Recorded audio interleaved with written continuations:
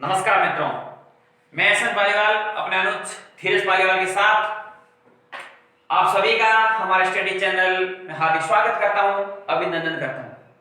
जैसा कि हम कल वर्ण विचार पढ़ चुके हैं और उसके बाद हम संधि की ओर चलते हैं।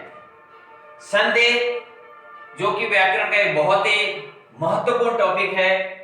अगर हम संधि नहीं समझ पाते हैं तो समास, उपसर्ग और प्रत्यय करना हमारे लिए कठिन हो जाता है। संधि एक तरह से हिंदी की जड़ कह सकते हैं अपन। संधि संधन धी से बना हुआ है, जिसका अर्थ होता है मेल या जोड़। संधि का अर्थ ही जोड़ना होता है। संधि के अगर विलोम की बात करें तो संधि का विलोम विग्रह या विच्छेद होता है।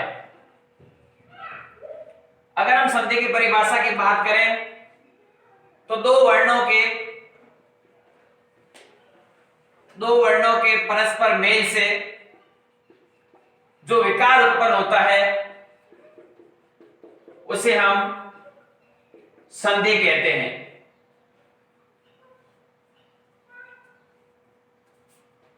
यानी कि जब दो वर्ण आपस में मिलते हैं तो उसमें किसी न किसी तरह का चेंजेस होगा और उसी को हम संधि कहते हैं। जैसे हमने कहा देव प्लस आले। अब इसके अंदर पहला शब्द देव है और पहले शब्द की का जो अंतिम वर्ण है उसकी जब ध्वनि आ रही है वह में से हमने अध्वनि ली और यहां से हमने प्रथम ध्वनि ली अंतिम शब्द में से। दो वर्णों के परस्पर मेल, यहां से अ और यहां से आ, जब ये दोनों वर्ण आपस में मिलेंगे तो विकार उत्पन्न होगा। यानी कि अ और आ जुड़ेगा तो आ बनेगा और इस प्रकार इसको जोड़ने से देवालय बनता है।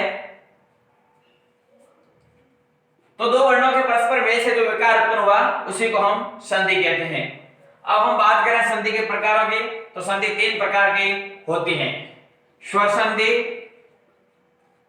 व्यंजन संधि और विसर्ग संधि। सबसे पहले हम बात करते हैं स्वर संधि की।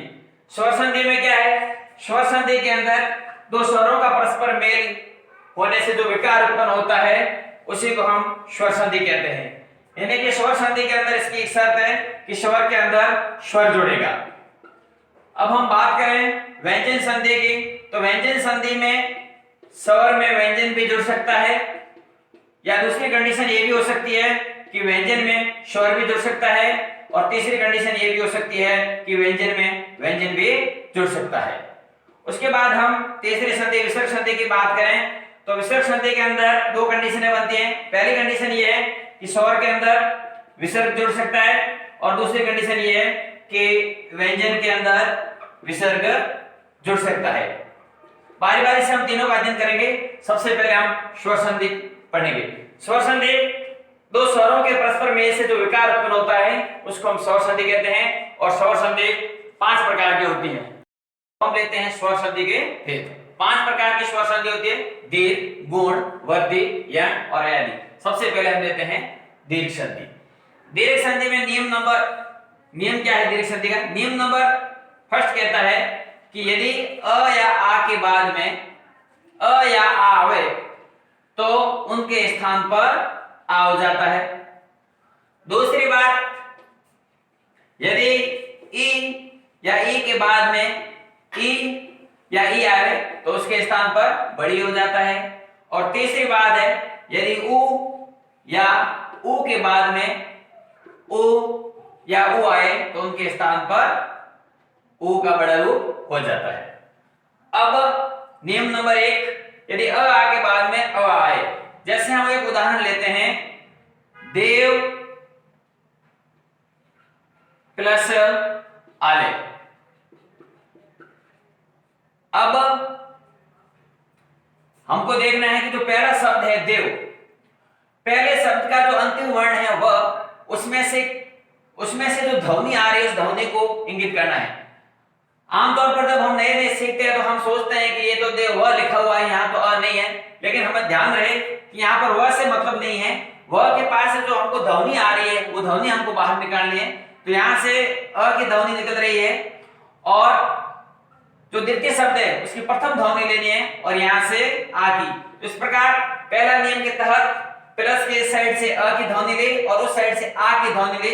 जब अ और आ ये दोनों कंबाइंड होते हैं तो आ बनते हैं और उस प्रकार देव प्लस आले का देवालय बन जाएगा।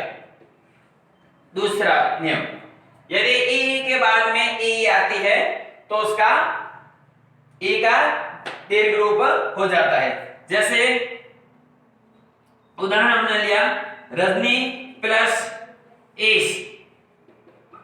अब प्रथम शब्द रजनी है और प्रथम शब्द में जो अंतिम वर्ण है उसकी ध्वनि है यहाँ पर बड़ी ए की और द्वितीय शब्द में यहाँ पर ई से इसकी प्रथम ध्वनि ले, ये भी बड़ी है।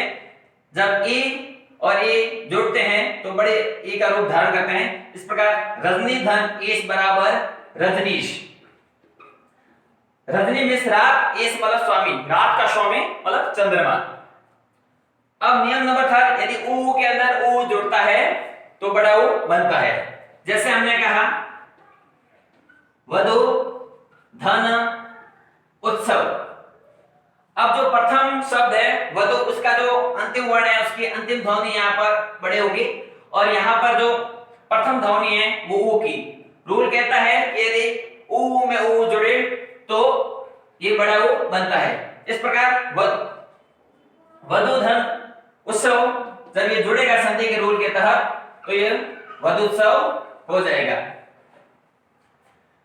इस प्रकार ये तीनों नियम चलते हैं। अब जब जुड़े हुए शब्द आते हैं तो हम पहचान कैसे करें, वो बात हमारे लिए भी इंपॉर्टेंट है क्योंकि क्वेश्चन किसी भी तरह से पुटअप कर सकते हैं।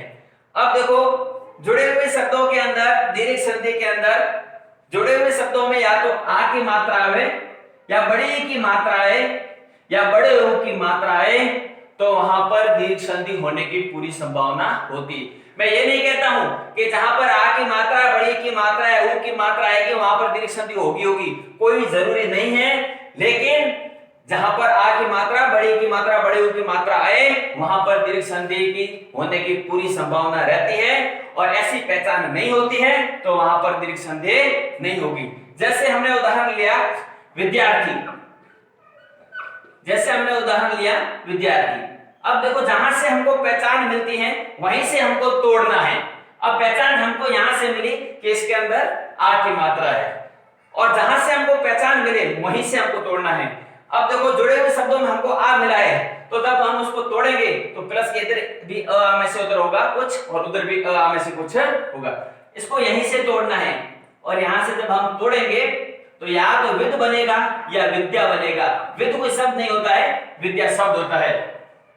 और यहां से अगर हम या तो अर्थी बनेगा या आर्थी बनेगा, आर्थी कोई शब्द नहीं होता है, अर्थी शब्द होता है। तो विद्या धन अर्थी यानी कि विद्या को ग्रहण करने वाला उसको बोलते हैं विद्यार्थी।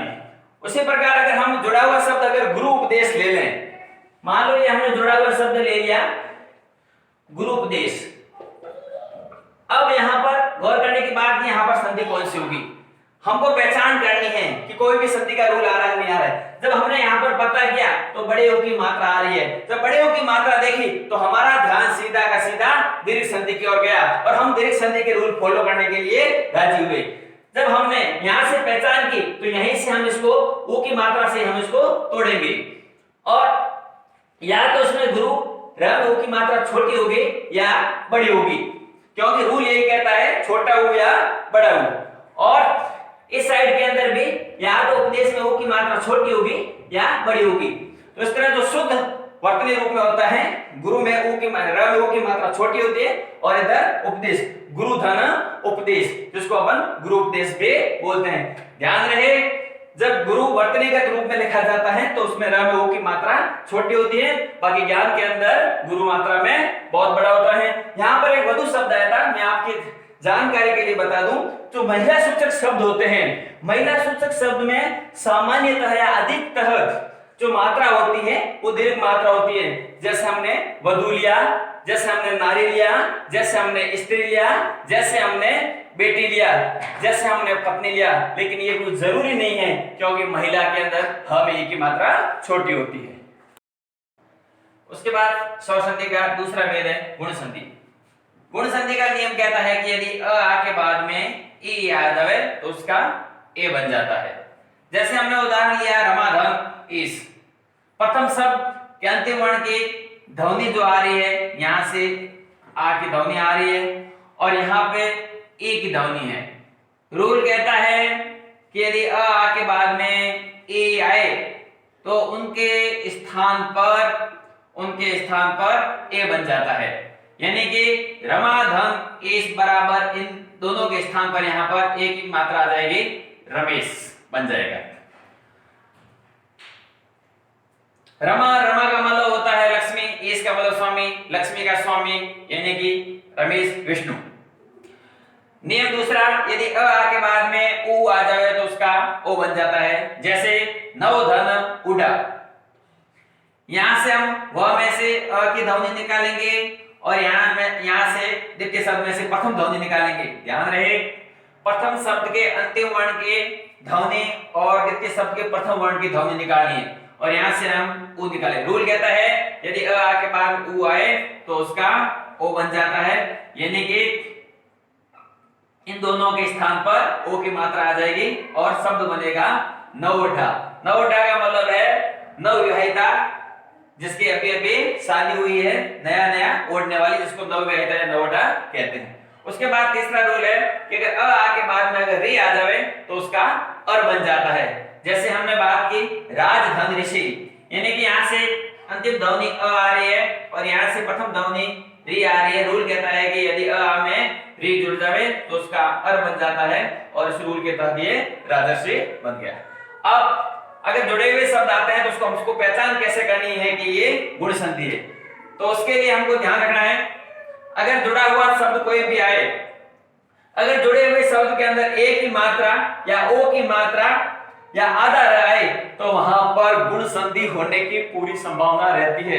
मैं ये नहीं कहता हूं उन शब्दों में गुण संधि होगी, लेकिन वहां पर गुण संधि होने की संभावना रहती है। और जहां पर ए ओ या आधा न आए तो वहां पर गुण संधि हो भी नहीं सकती। जैसे हमने उदाहरण लिया गुड़ाकेश, तो यहाँ पर हम ए की मात्रा कम पा रहे हैं, तो यहाँ पर हमको डाउट हुआ कि यहाँ पर गुण संधि हो सकती है। जहां से हमको पहचान मिली वहां से हम इसको तोड़ रहे हैं। अब पहचान हमको ए से मिली तो ए कैसे बनता है कि अ आ के अंदर ई जुड़ता है तब ए बनता है।